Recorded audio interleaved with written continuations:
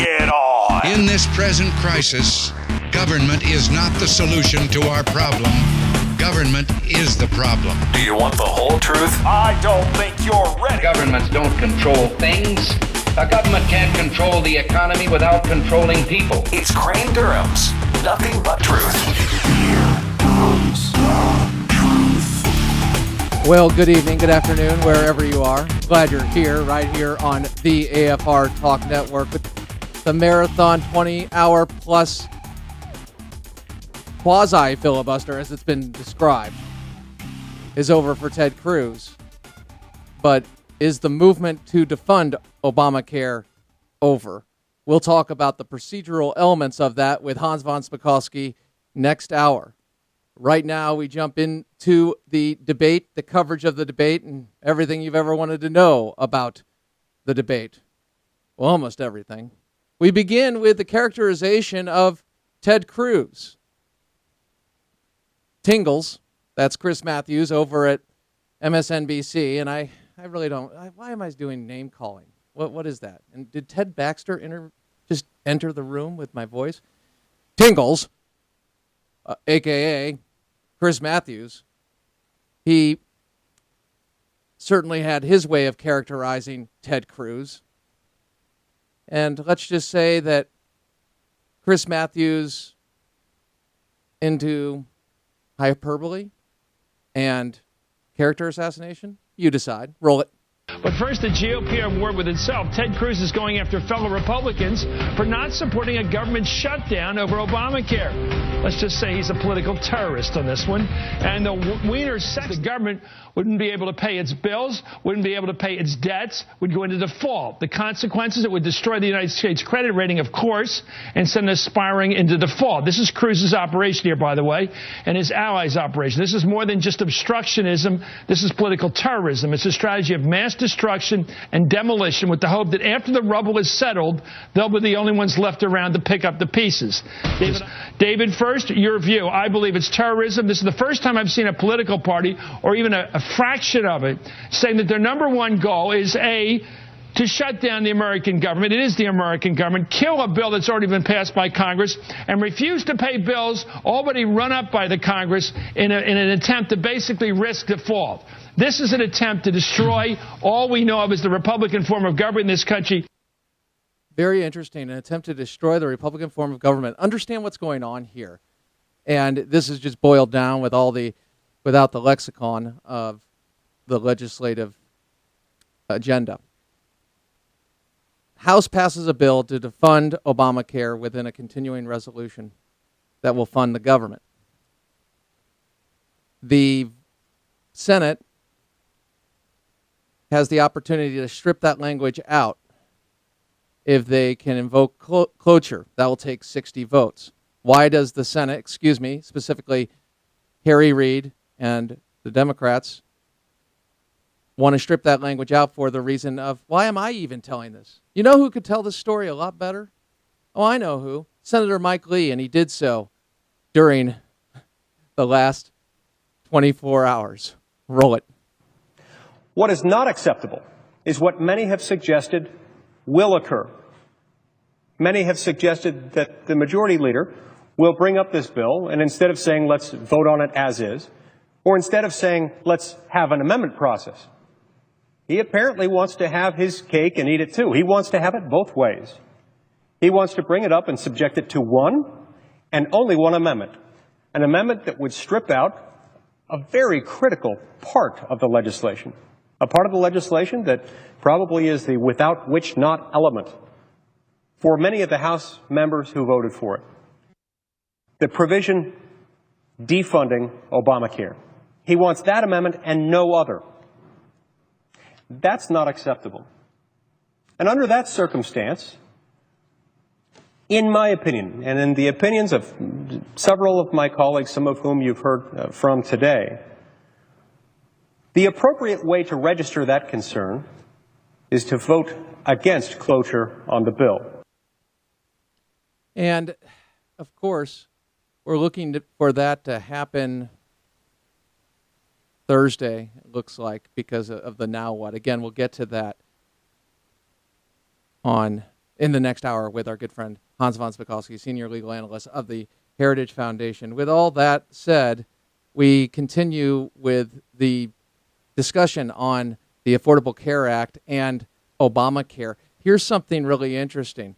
Part of this conversation and part of the reason I'm sure that Senator Cruz and others who don't support Obamacare are so outraged and are looking at this course as the way to stop it was that when it was passed, as well as what we were told about it, was not true, and they played games with the numbers. Well, the games have continued with the latest HHS report on the premiums that was released this week. Ed Henry was asking about the premiums. The story within the report was that the premiums were 16% lower than projected, rather than the premiums being measured in a true apples-to-apples comparison before Obamacare, after Obamacare.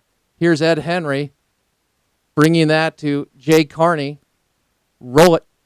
Why are you not comparing premiums of what people are paying today to what they will pay next year and the year after under the president's law? You're saying, you know, American families looking at how this is going to cost them, they're wondering, okay, I'm paying $100 a month right now. I might be paying $50 or I might be paying $150 next year. You're saying instead this report presents it as you're going to be paying less than was projected. That's sort of a Washington thing. Well, no. Why is it not apples to apples year to year? Well, I mean, there have been numerous reports about... I'm talking about this report you put out today, which you're saying 95% of Americans... No, hang on. You're saying 95% of Americans are going to pay less. Tell me when you want to ask the question and not argue. Okay. I'm not talking about previous... Don't go off on previous reports. This report today. There were numerous projections about what these exchanges, which, by the way, did not exist before, including the multitude of plans that will now be available to consumers that did not were not in place before. So obviously, this is not an apples to apples. It's a apple full of worms compared to an apple that's fresh and delicious. And why they don't want to do an apples to apples is we have the increase in premiums for which is specified on the individuals. For younger men, an average of 97 to 99%. Younger women, an average of 55 to 62%. So premiums nationwide will go down 16% lower than projected. You see, it's games with numbers, and that's what everybody is objecting to. I would say everybody. Republican, Democrat, you don't want games with numbers. You want the truth. If you want this, you want to defend it on its merits, right? Because you believe in it, and you believe it's going to be good for us, this country, and those that do not have health insurance currently. Well, now everybody does, Crane. Yes, everybody has access to health care. They did before.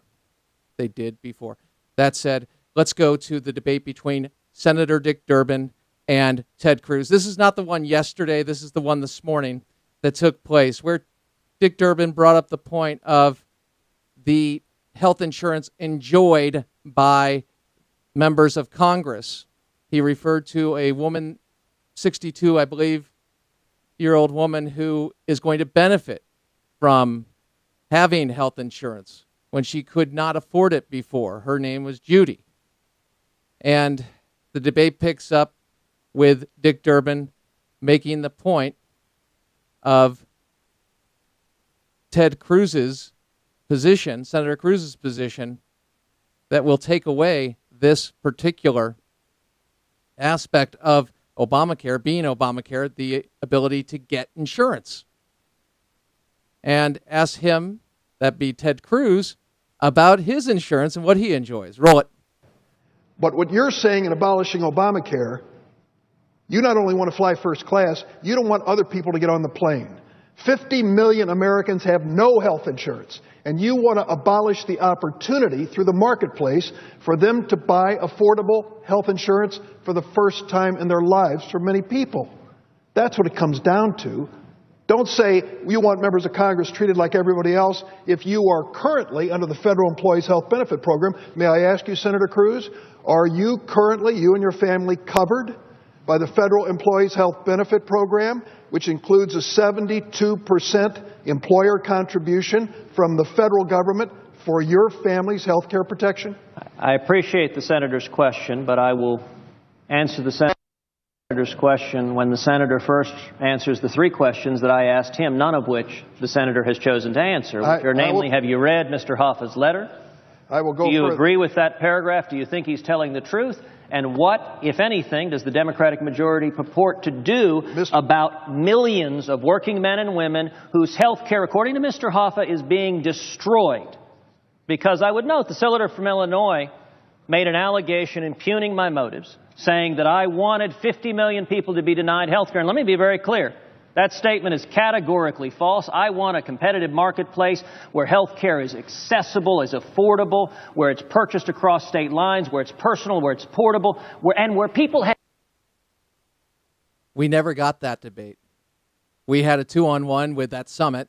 We never got that debate, and they were never able to convince the American people. That's why they had to use a parliamentary procedure